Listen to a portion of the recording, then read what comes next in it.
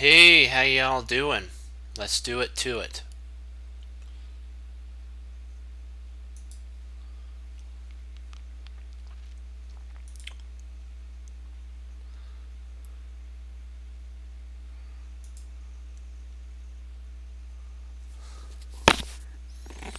Alright. Alright. Clear the board.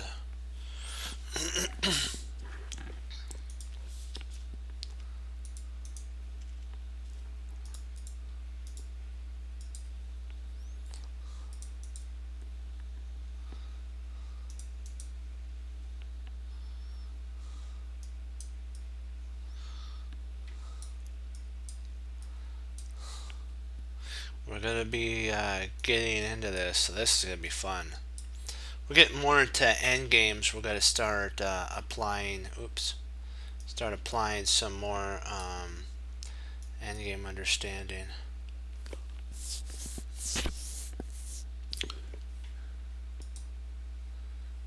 Okay. Let me make sure I have this all properly set up. Perfect. Okay, it's black to move. Okay.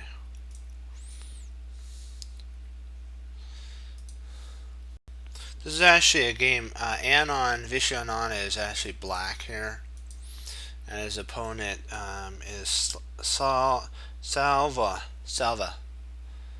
Oops, I need to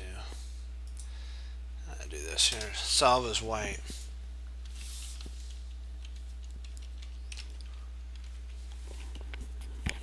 Hope I'm pronouncing it right. I apologize if I am not. This is Reki, or Ruki. I don't think I'm even pronouncing that one right.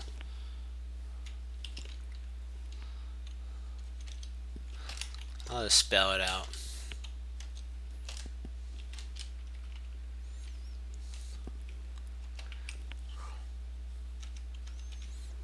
Okay, let's make sure I spelled the white side right. Spell Anon right. Good. That's right. Right and right. Perfect. So we will look at it from Black's perspective, because we're looking at the end game from Anon's perspective. We're going to read the section again above that we read last night. It's called Prolong. Master players basically want more, and because of that, they often get it. It sounds too simple, but it's true. There are specific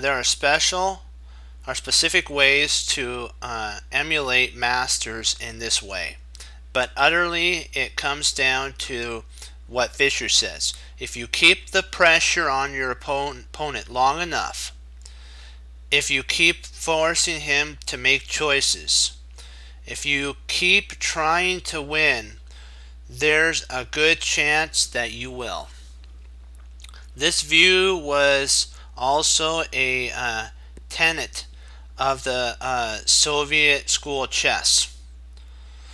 Mikhail Bonvinik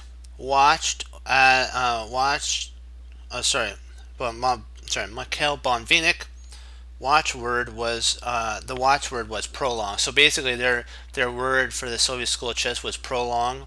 Prolong the struggle. Think twice about trading pieces when you have the advantage, he said. Continue the pressure, even if you have to temporarily retreat. So now we've come to the game where white is Salva, and black is Anon. So we're going to be talking about it from Anon's perspective. Black has made considerable progress in the previous 5 moves. He has advanced his bishop from f6 to b2. So basically, he moved his. Oops, I have to enlarge this board. Yeah, there we go. Gotta love it now. He somehow got he had a bishop here, and then he got it there. So he was able to get it to b2. And where it pressures a3, which is the pawn, and watches for chances of a tactical shot on c1. Like a tactical shot would be bishop c1 to attack the rook and kind of go for such an attack like that. Alright, he moved his rook from c4 to c2. So this rook that was here, this rook went from here up to there. So that's where I'm just going to take it off there. So the rook was here and moved there. Where it pins the knight, he also shifted his queen from c8. So the queen was right here. Black's queen was right here.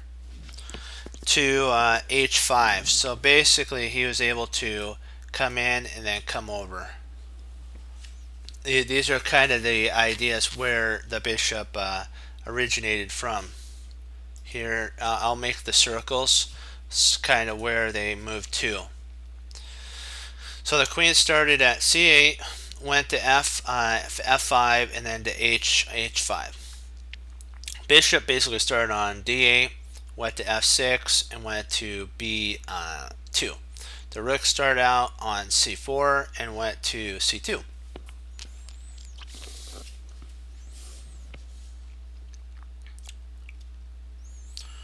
Okay. And we're just going to do the move that black played here. Black played h2. Queen to h2. But there's some lines that could be played. It looks like black can deliver a knockout with this move here. Rook c1. For example, if knight takes c1, then queen takes d1 wins. So if that was played, queen d2, actually, one second, hold on. Queen d7, queen h2 now, and king f3, and then after queen h1, should be winning. But white can refute this rook c1 with queen takes c1. Surprisingly, this refutes rook c1.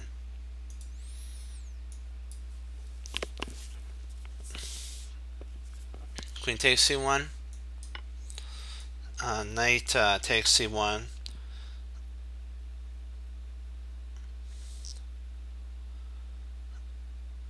The rook and knight need to be separated from each other, and there's no way you can do that.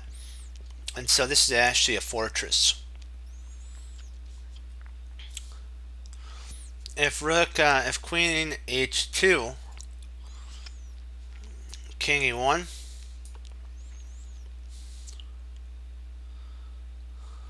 queen g1, queen d2, king d2. And if the queen, let's say, played queen f2, you can always play knight e2 exclam basically at this point. There's really no way to get any pressure on the king. Once these two knights are together, the knight and the rook and the king, you could actually make a fortress potentially.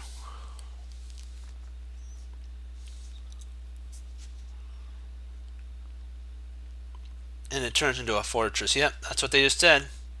Black can't win here. But the position in the diagram isn't even, and the end is hardly drawish. Black may retreat his attacked rook, but the just means in move to move the furniture around. Basically, we talk about move it or trade it type of stuff in our prior areas of habits. This would be moving it around. So that's why he did this. If need be, the rook could always move if it had to, which would retreat. So king f3, and now rook to c1. Oops, not rook c1. Rook c8. Yeah, I should have seen that. This is a strong continuation, because basically what potentially black wants to do is try to lock the king down and then go for a mate. And he's going to try to reroute the pieces and grab pawns too.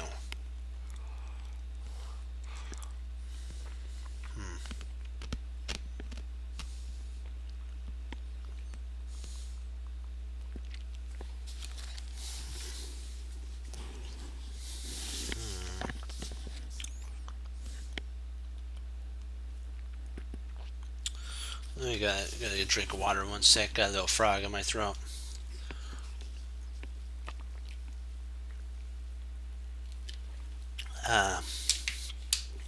Much better. Black doesn't have a specific threat, but he can visualize again. You can visualize again without calculating what the rook would be if it was effective on rook h1 or rook h2. He can also see how hard it is for white to find a thank you. Okay, find. Let's see. Well, this is what basically Anon says. Black can see how hard it would be for white to find a safe move in this type of setup. For example, his queen leaves the first rank, such as queen to d. We'll just do this here. Let's do one. Queen b1. We're just gonna do this move here, and then we'll show you online what we're talking about. If queen d3, because it's sometimes hard to explain it unless you see it, then queen h1 check would come. This would actually be an exclam move here. This is a winning continuation. King h4, and then queen to h5 would be mate. So the king actually has to come forward, and then you have rook. I think it's rook h8 here. Exclam. This is another. This sets up for a win here, because your next type of line is going to be actually rook h7 mate. This actually is mate right here with the rook. So the only way to stop that type of mate would be basically to push the g pawn to g4. White would have to play g4, but that again weakens more of the position for black. For white basically, and I think it still would lead to a mate, because even if you played here, there's rook check. This right here leads to checkmate, so you can't do that. Well, I guess it wouldn't help, would it? Still be mate. Okay, so that doesn't solve any problems.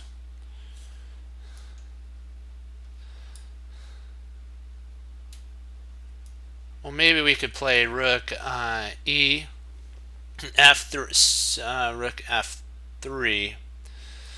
Then you have check, king up.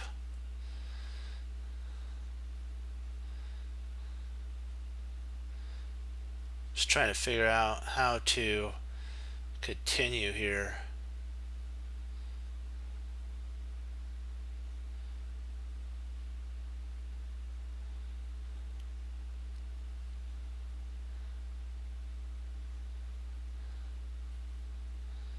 Maybe we have check here after knight takes, queen takes, king comes up. you have check, check. The interesting thing is this actually loses to a beautiful tactic, queen e2, and then you pick up a piece. So there's tactical setups in that. So Black found a way of making progress. He played after queen b1. He played queen c2, c1. This actually does two things. It cuts the queen. It cuts the queen out of play along the first rank, which will allow Black maybe to play queen h1 check and set up for a type of mating idea. So there's that. And so then knight actually takes. And then queen h1 gets played by Vichy. King f2. And then rook takes c1. Really strong here.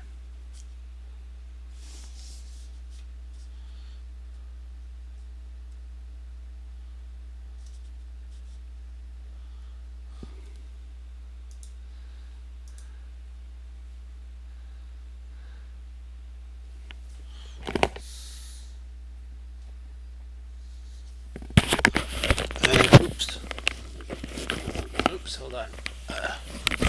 My headset slipped off there. That was kind of not good. Okay. All right, let's see here. What can we do?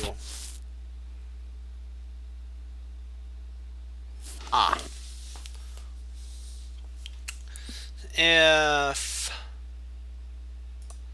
instead of king there, but king e2, rook takes, and then if queen b3, rook c6 is actually a decisive move here.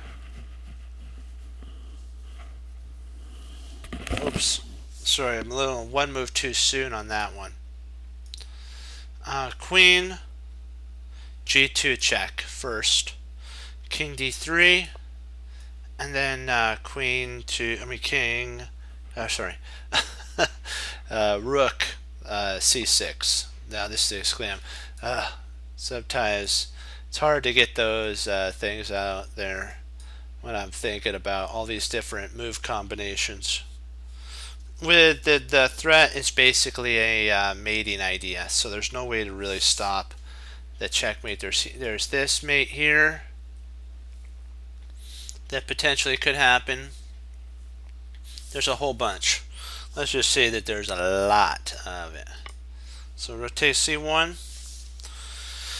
and queen d3, and Vichy played rook g1 exclam here, and his opponent resigned because there's really no way to stop the mating threat. If they had continued with queen to e4,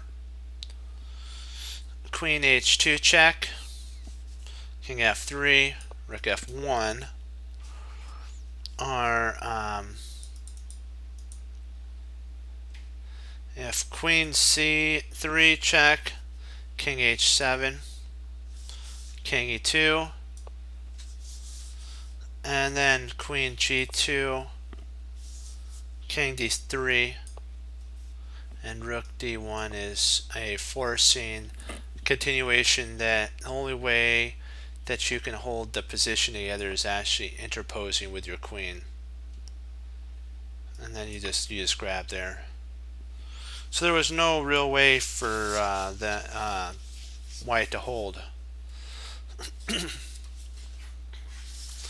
Okay, this is the next section, and we're gonna go and get another board up in Roland. I'll get it set up, then we'll read about what the next section's on. Okay, It's kind of getting fun. We're getting into more kind of setups to the end game. Gotta love that.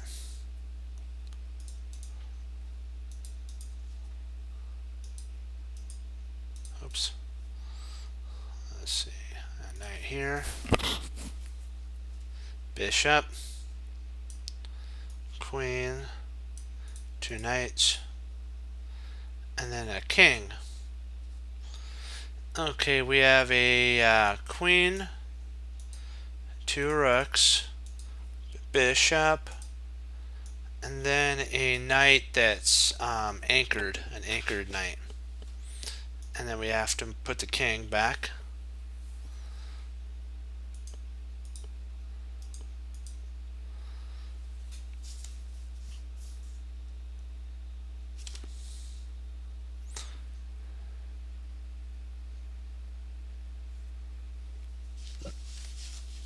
Okay. Black to move here, of course, because the queen's under pressure. If it was white to move, white's move would basically be to take the queen. So it kind of makes sense that it's black to move here.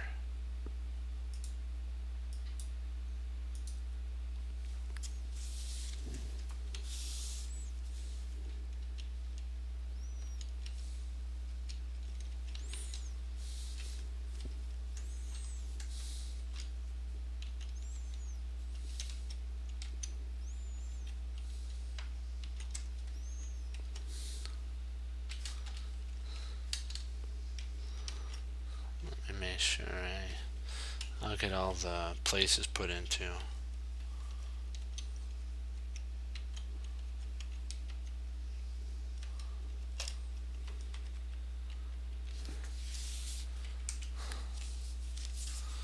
Let me see. Okay.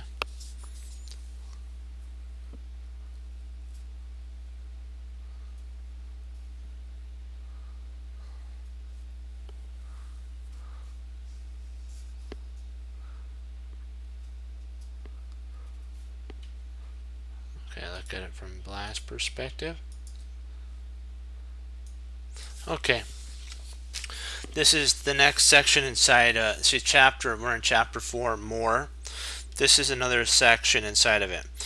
And it's called. The session is called Good, Better, Best. How two expert players. Okay, we're showing we're showing two expert players a complex position, and they're both likely to find a good move. The stronger player is likely to find it faster, but he's also more likely to keep looking once he found it. As good as the move may appear, the master looks for a better one. That often makes the difficulty of half a point, if not a full one. So it makes the difference. It makes the difference of a half a point, if not a full point. So basically, what they're saying is, in this position, Black would find a good move. The expert who was playing Black would find a good move. The expert who was playing White, they would be asked about Black, would be able to find a good move and look further in that good move. But what a master would do was they'd look at a good move, just hold it there for a second, basically just say, you know what, it's a good move, but is there a better move for my queen or bishop or whatever is under fire or something like that? Or is it a good place there and then I need to move my knight, or I need to move my rooks or my king or something like that? They'll look and pick a couple candidate moves, and then they'll go down that line. Experts will just basically stick on one, and then they'll take it out as far as they can. The only problem with that is if you're on a limited amount of time, you're going to run out of time with that way of doing it. So you kind of got to do like the masters, find 2 or 3 different moves, and then see if those are good, and do them efficiently, not really slow, because then you'll run out of time. So back to this one. Black is a pawn ahead, but there's a lot of tactics that there's skewer attempts that have to be evaluated in this position. There's a couple skewers that could happen, like potentially queen would be able to go to d8 and those type of things. The first one to notice is that white's last move, rook c1, appears to win material in view of queen d8. But actually what was played here, let me see, let me make sure I have this right. There's actually one move, and if you're watching this on a pre-recording for black, this one move is a double esclam. So I'll just give you the hint. It's a double esclam move. Be on the lookout for this one here, and so be ready. It's a tactical one, and you have to just be willing to sacrifice sometimes. So stop now if you want to go over it yourself, and then you can come back later and go over it with us, or you can continue watching and then we'll go over, we'll do the move. Okay, the move that black played was bishop g5 double esclam. Okay, and first and foremost we have to I wanted to put that move in there because we're going to work out these lines for black. So black played, if black were to play queen d8, then rook c8 would come into play here, and this would win a material. Or if the queen went to b8, then knight d7 would fork two pieces. So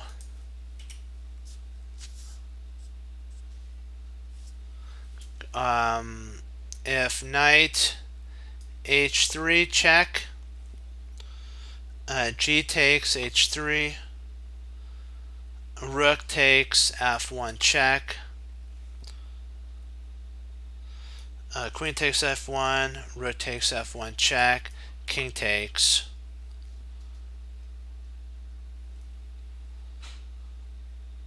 Black can't save the queen. Let's try another one with queen b8. If knight d7, there's a much better version of check here on h. G takes, rook takes, queen takes, rook takes. Of course, that's better than just a straight up this queen move's a better one, better one.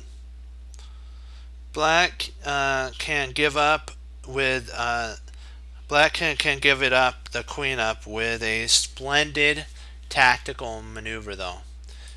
Bishop g5. One sec, let me get a sip. Okay.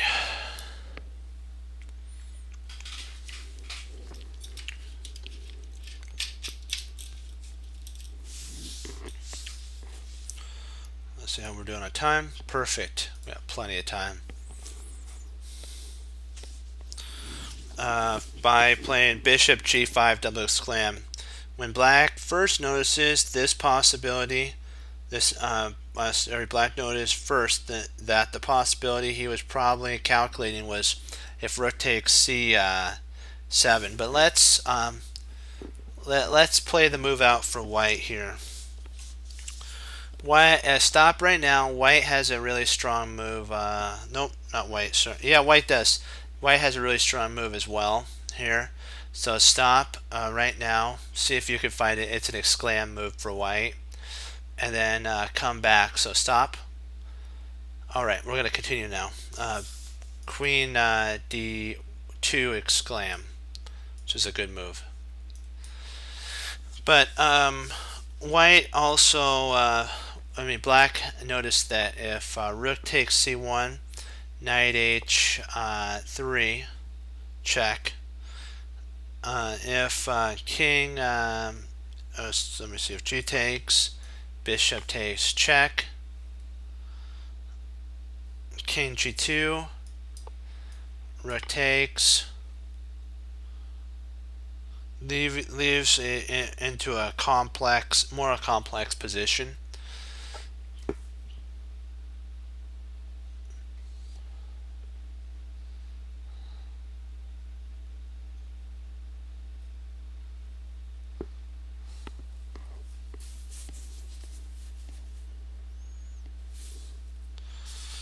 And there's also one other move back here.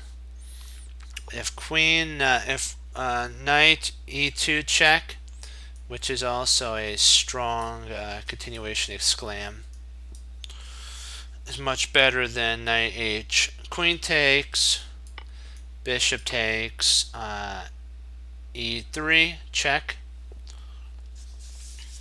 If queen takes e3, then rook takes f1 is mate. If king h1, then rook takes f1, queen takes, and then rook takes is mate. So that's an even stronger continuation. White was strong enough to see the same variation after bishop g5 that black did. White didn't take the queen but played queen d2, which takes most of the punch out of bishop takes e2 or e3. True, but black played this really strong move now. Queen e1 exclam, or e8, e7 exclam. Now it's out of the threat of the attack. We've saved the queen.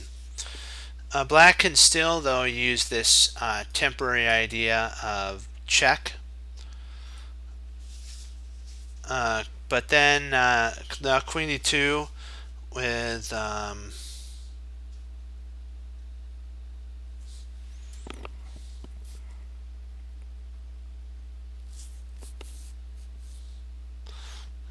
let me see here. What am I missing?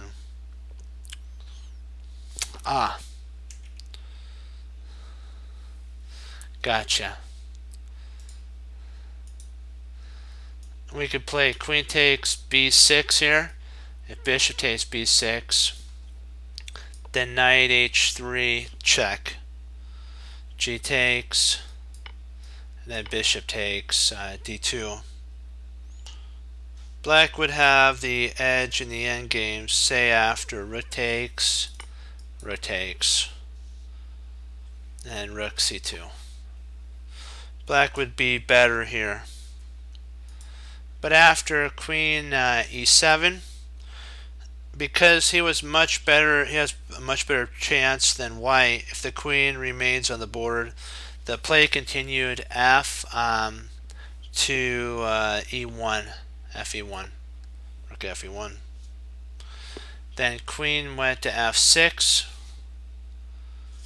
and black can improve his position with queen to g6 as well, and get more out of the position. And black could play this move too if need be. You can play there. And if you want to continue even further, there's pawn g3 that could be played as well. And white's pieces are protected and they're coordinating much better than black. Black's pieces are more coordinated than white's. White plays a mistake here. And this does happen. You keep the pressure on your opponent enough and they'll make a mistake. He's lost immediately. Guess what? Another knight check. And I will let you see which knight check makes him lost here.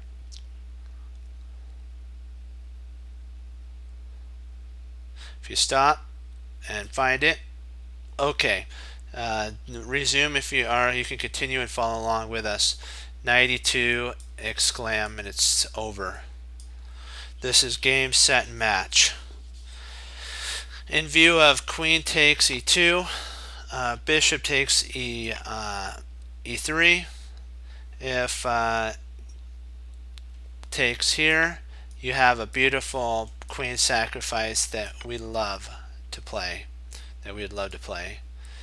If after takes, if king moves, you again have a, I think it's, let me see here.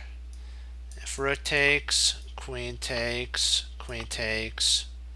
Oh, so that doesn't work. You'd have to try something altogether different here.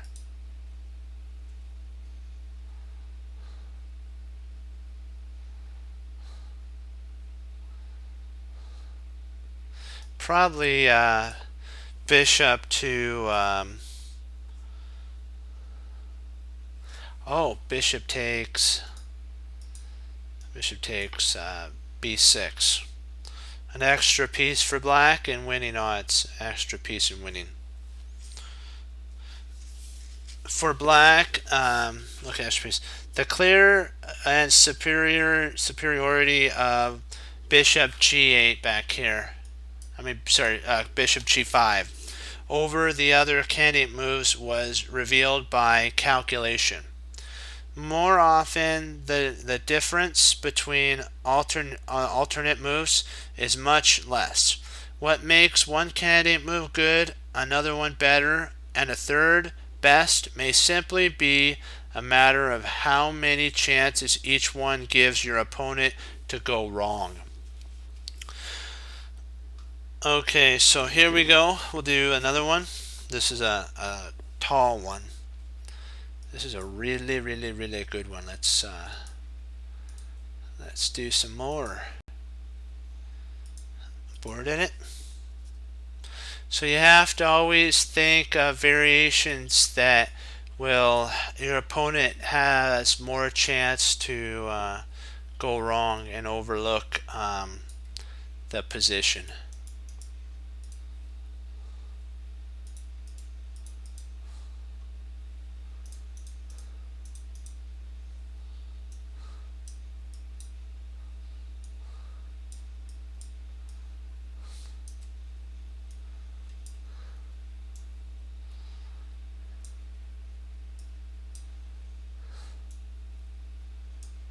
Alright, we're getting everything set up here.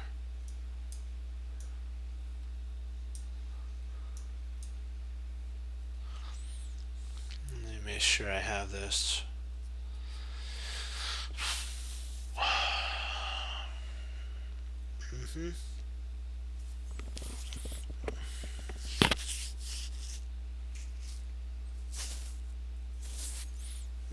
It's black to move here.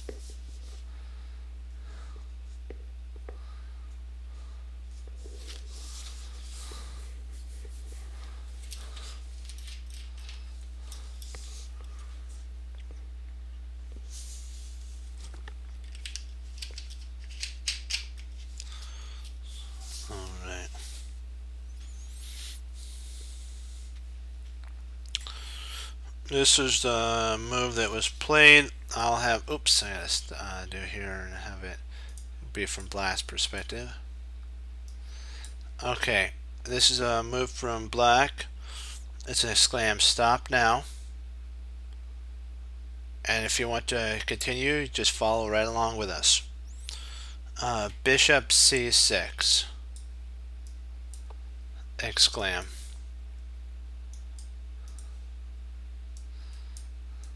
Most of us would, though, have seen white wins an exchange with bishop takes f8, right? So we would probably have calculated queen takes, rook takes, the rook goes to d8 here, and would slightly be better, let's say queen e7 or bishop e3, knight f4, but winning would require some really bad moves from black at this point.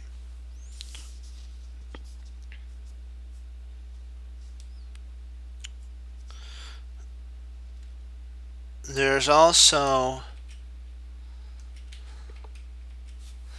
after queen takes d, the queen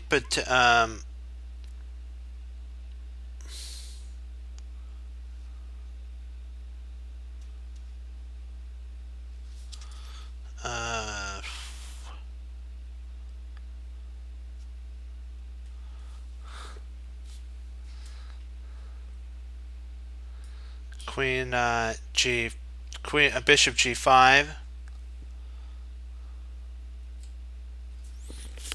could be played. Bishop takes, queen takes, or if queen takes d8, rook f, d8, and then bishop takes g5, and knight takes g5.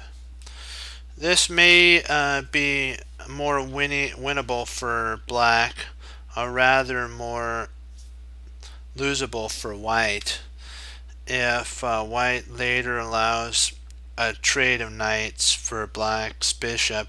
He will likely lose because what will happen is basically the king will try to come up and start taking advantage of these weak holes in here. So we've looked at all these continuations, but black looks for more. He realizes that he might be able to allow bishop takes f8, bishop takes f8, and then queen takes f8, and that's some playable idea. There's also, again, bishop g5. That's playable, what we looked at. If black is willing to offer the exchange, the best way would seem to be a queen move to avoid queen takes d8. But if like queen e7 here, then the exchange could happen, then queen takes, but then you have queen d1 for white, which is an exclam, and this doesn't really help. This is a problem. Black looks for something better and found it. A remarkable move. Bishop c6 exclam. And then after bishop takes f, queen takes f8. The problem with the benefit of the bishop moving to c6 now is that the square d7 is no longer able to be controlled by a queen. So these squares here have all been taken away from white's queen, all of them. And so the queen can't enter. Yes, black's down an exchange at the moment, but the position's closed and it favors the minor pieces at this point, and black has better minor pieces. White could at this point, though, if they wanted to, the white could actually trade queens here. Queen takes, and then f takes d8, rook takes d8 check, rook takes d8, bishop e2, bishop e2, and then f5 here, with the idea of basically locking down the bishop out of play and potentially winning a knight.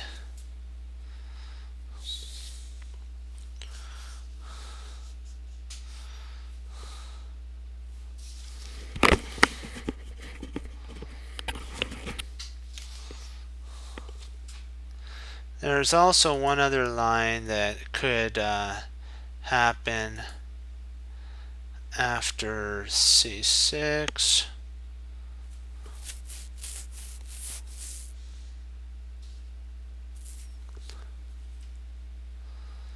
Queen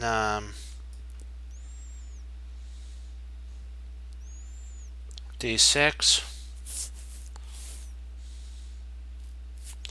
Queen takes d6, rook takes d6.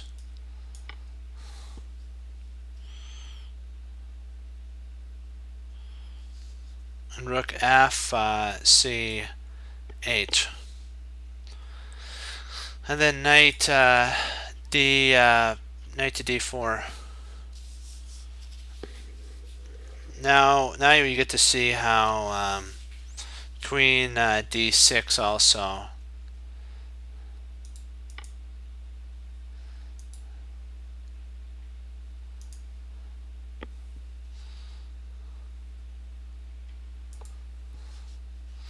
Also fails to the exchange. Or takes, and then knight d4. And then there's bishop e7 here, and that would win an exchange. The rook would be taken. But the main benefit of bishop c6 becomes evident when white made the mistake of staying in a material up middle game with this move here, bishop d3. This is actually a mistake here. Should have tried to kind of liquidate down. Black control over the dark squares give him a slight edge. Bishop g5, queen f2, queen h6,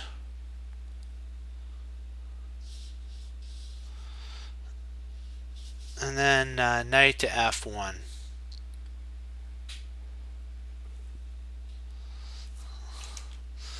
If knight e2, then bishop e3, queen g3, knight f4,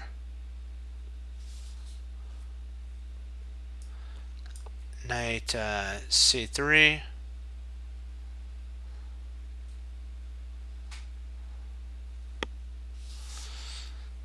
knight h5,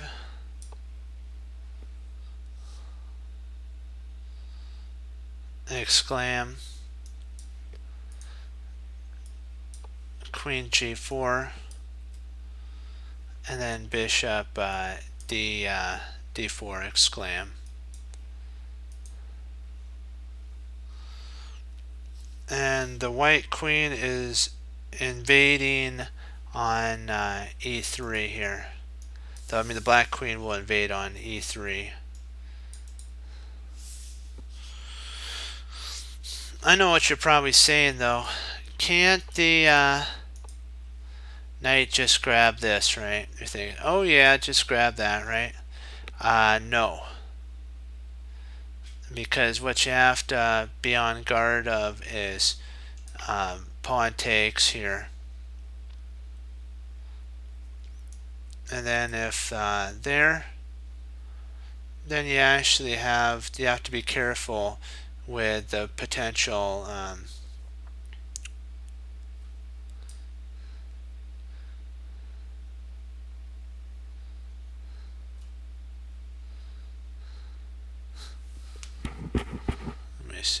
trying to figure this out. They don't have it in the book.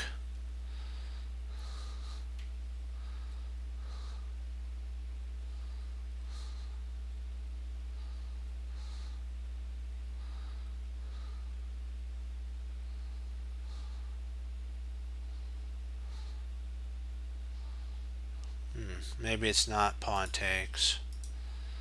Maybe it's bishop takes that I'm considering then there.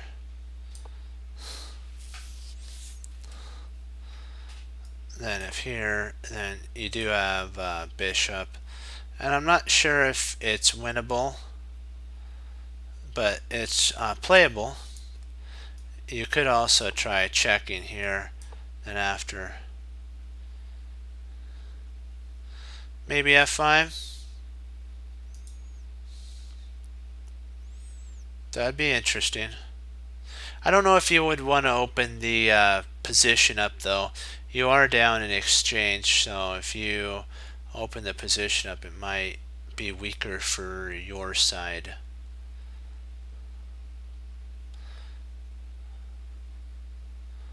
But I think you might be right now that I think about it. This actually here after takes check, and then you do have infiltration of queen in, and the bishop retreats back. You can play queen c check, and then when the king moves, maybe. That's an interesting continuation. I'm not sure. Probably you'd have to spend a little bit of time on it and go over it. Probably it is playable. Probably f5 is playable, but you'd have to really work through it.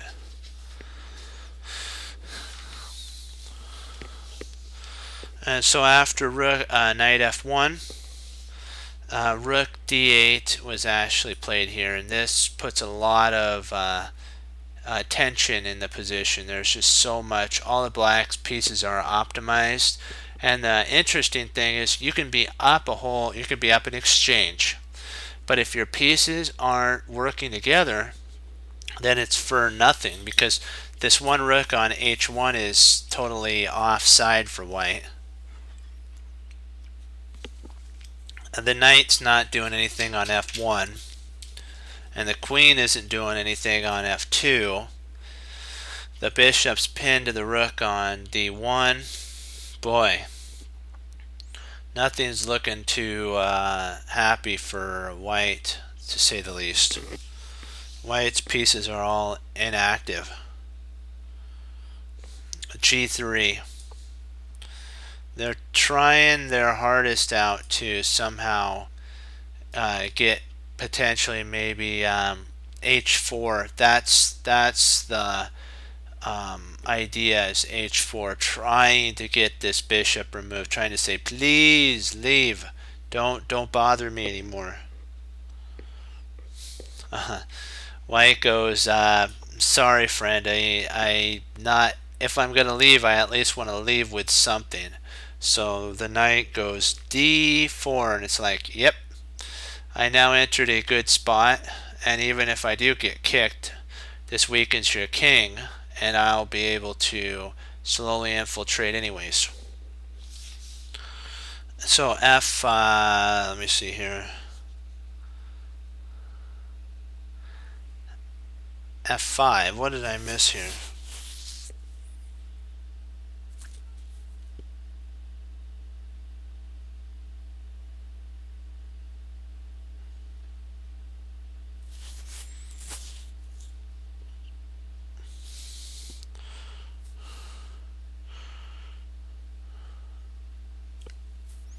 Trying to figure out where did they have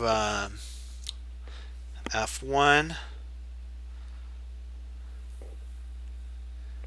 then d8, g3, knight d4, and on move, I'm not sure, there's no move for well, maybe we'll just try a move. We'll say this move here. they're saying that potentially bishop, queen there, and then f5 is a playable type of continuation. But I'm just really floored. It says that maybe that's not the move that they were thinking about.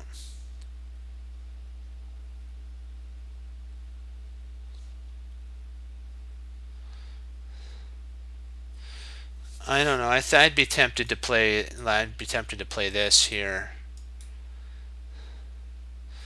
And if like the knight comes in, I'd probably think about retreating my bishop, and then if maybe this here, then I'd probably do something like that. Try to optimize my dark squared bishop a little bit. You do have a problem with your queen, but you can reroute the queen in. It's good. It'd be an interesting continuation. You'd probably have to reroute. Now you'd probably have to reroute your knight in here. But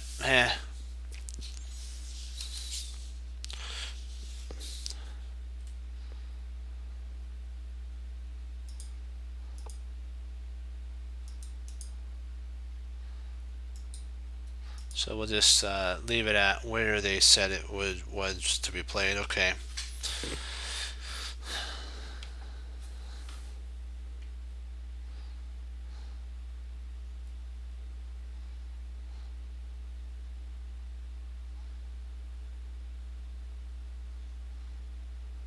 And so this is what they said. But the main reason he lost is that bishop c6 gives him more white. The reason white lost here is bishop c6 gives him more. Gives white more ways to go wrong than black.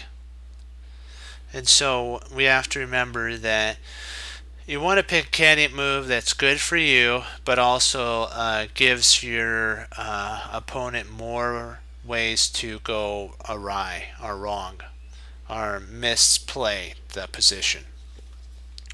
The next section we're going to, let me see, I think I have enough time for one more.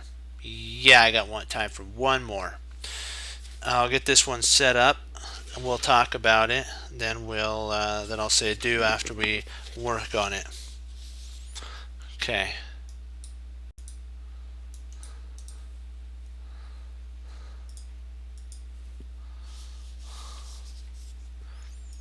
Oops, no, I don't want to analyze. No. I don't want to analyze. Board editor, get back. Clear the board.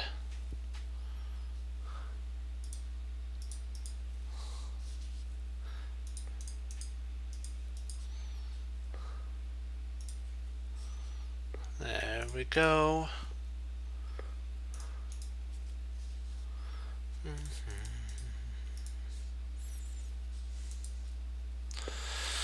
Okay.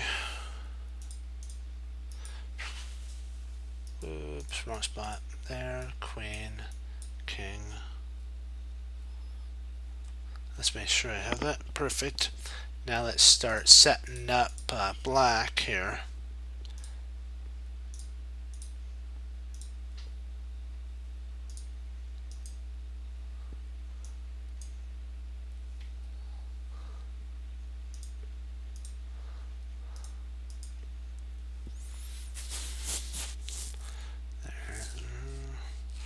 A lot of pieces on the king side. Oops, I'm missing a queen. I knew I was missing something.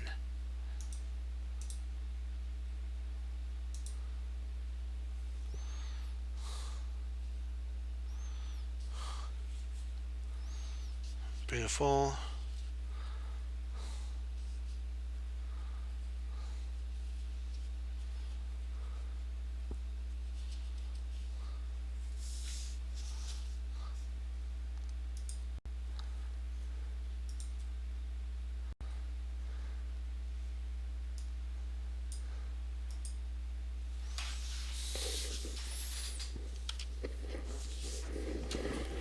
Okay, VOR.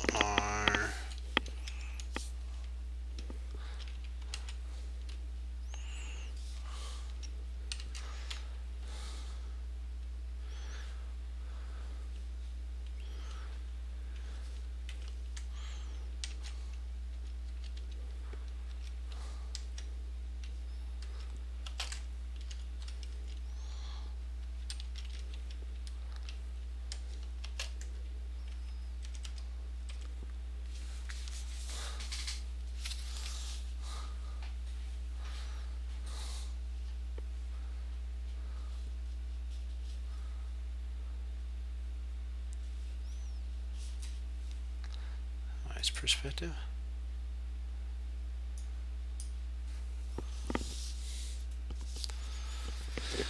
There's another way that a master desires, a master desires for more work for himself. Okay, what? There's.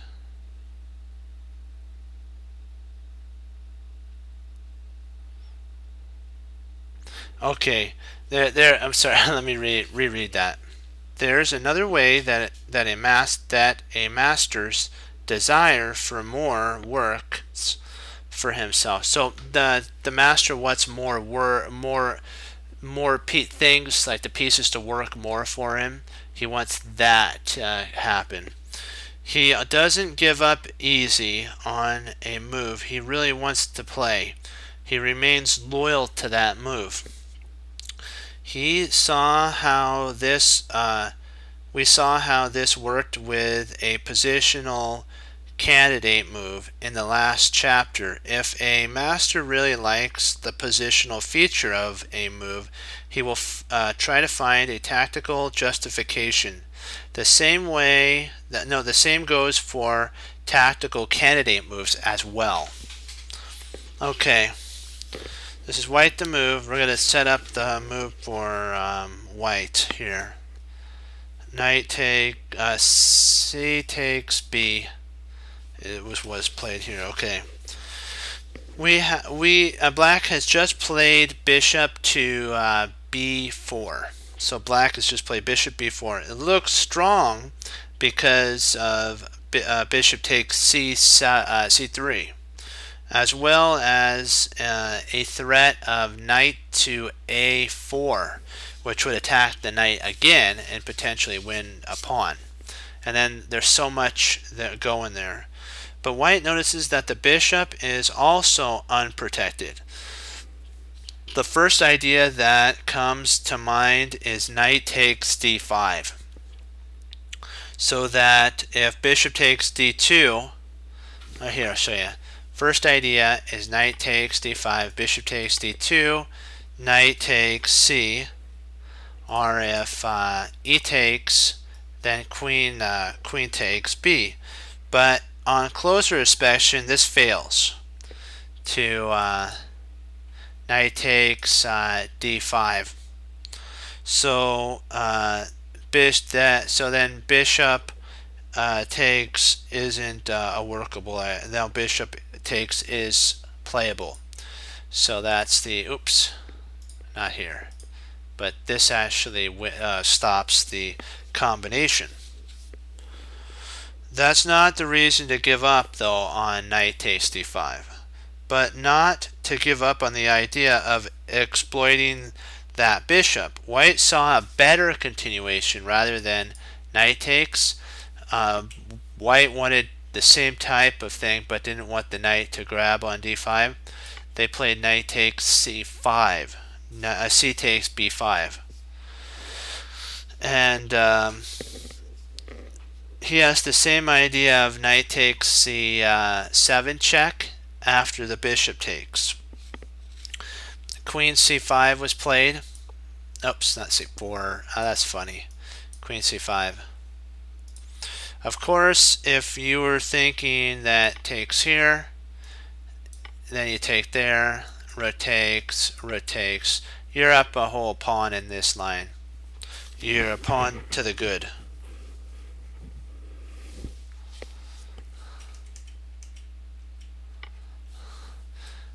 And if pawn takes, then bishop queen would take on b, and you're still to the good a pawn.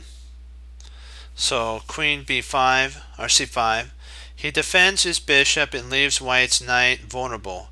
White would lose material after knight to c3, but white finds a really strong continuation. Knight b3, and if you want to go over that again, stop it and figure out why knight b3 is a good idea. I should have had you stop and take a look at it. Hold on, I gotta get a sip here. I should have had, yeah, that's okay. You probably saw that continuation anyways. Yeah, I know what you're thinking. The knight can just retreat back. Actually, this loses right on the spot here. Knight takes d4. Or if c3, then a takes b. C takes b, and queen takes d4. And it's winning for black at that point. But white sees that.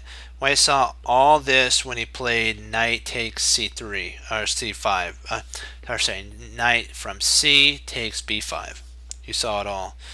But he didn't reject the move. Instead, he searched for a counter shot to that, and he found knight b3.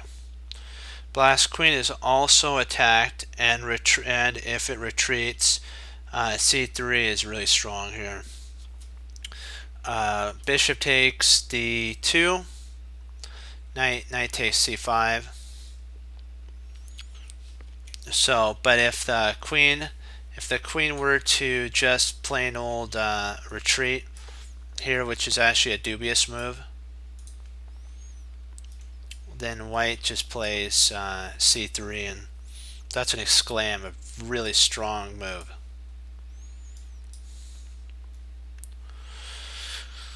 He concluded after takes here. The hardest thing to do. Okay, let me try this. The only hard calculation requirement of white once he spotted knight b3 is to check out bishop takes d2 and knight takes c5. He concluded that if bishop takes e1, then knight d6 check is actually also winning continuation. Knight d6 checks winning.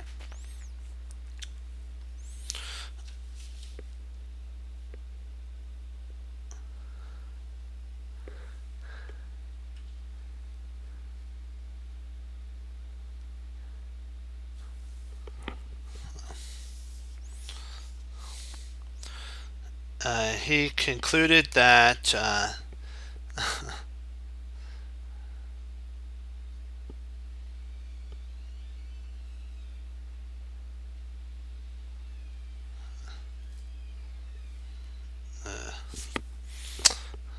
that is kind of timeout. Sorry, bud. That is not good. Okay, he actually, after bishop there, that you actually can pick up the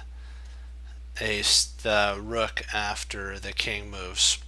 So that's what you had to calculate. So if after this move here, if knight takes c5, then knight d6 check, king d7, knight takes c8, bishop takes, and then knight takes b check. Must be good for him. He was right, and he won. The This is we're going to stop at this point, but this is what a U.S. championship. The American Grandmaster Walter Brown was renowned for his move loyalty. In the U.S. Championship tournament, he emerged from a standard opening on the white side of a Petrov defense, the position after move 13. He had played many times before, but never by. It was played many times before on move 13, but never Mr. Brown. He spotted a blizzard of tactical moves, putting a bishop on h6, where it threatens g7, but he also allowed knight take or g takes h. This is actually from a game that he talked about. This is one of the not world champion, but the U.S. Championship, and he played a Petrov defense. And you have to kind of know the Petrov. I'm just going to read you a little bit of what went through his mind. There's going to be some line moves, so don't fear. The author's just talking about the Petrov defense. Okay, so just stick with us. You're going to get to see into the mind of a grandmaster. The more he looked at it, the more he couldn't find a reason why it failed. Common sense told Brown that a strange move like bishop h6 doesn't refute such a solid opening, but Brown refused to abandon the move. He calculated and calculated and eventually played the move and won. Loyalty to an candidate move is another good habit. But to stick with a move, it must pass a cost-benefit test.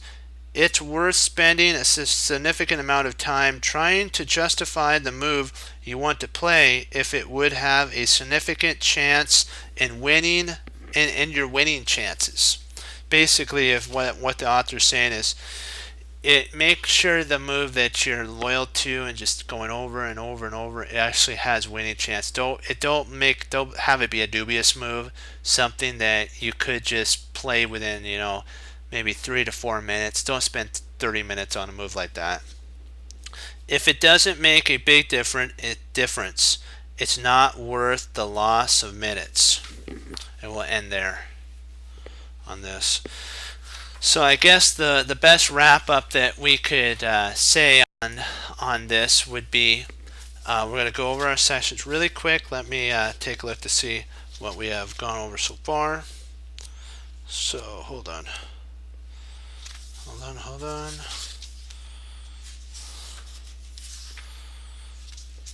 Oh, good, better, best.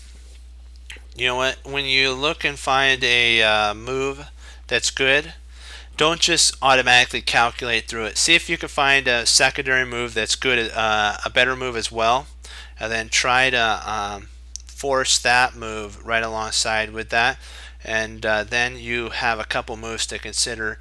I believe it's Manuel Lasker, Alekhine, the grandmasters of old said that if you see a good move, look for a better one. Okay, that's one session. Then we went through move loyalty.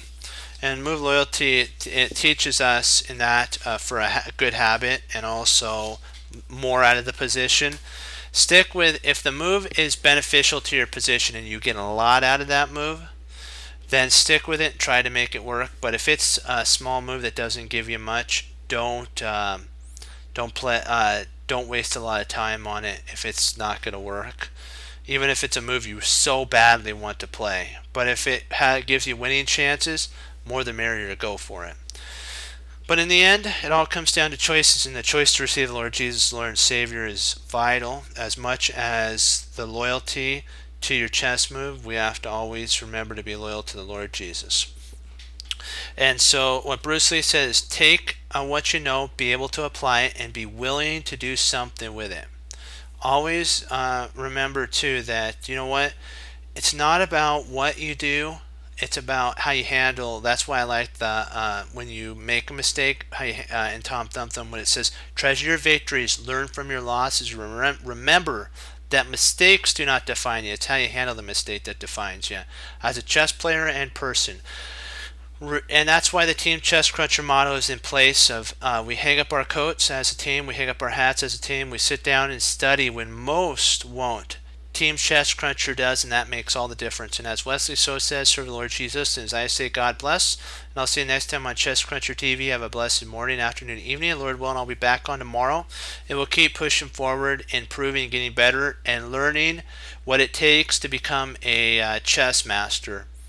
And you know what? Good habits. And you remember what Hannibal Smith said. We're learning that what it means when he says, even inside of a random position, there's always a plan. Then now we're seeing why. And when the plan works out, you get to say, I love it when a plan comes together. Okay, 2 thumbs up, hoorah, be blessed. I will see you tomorrow.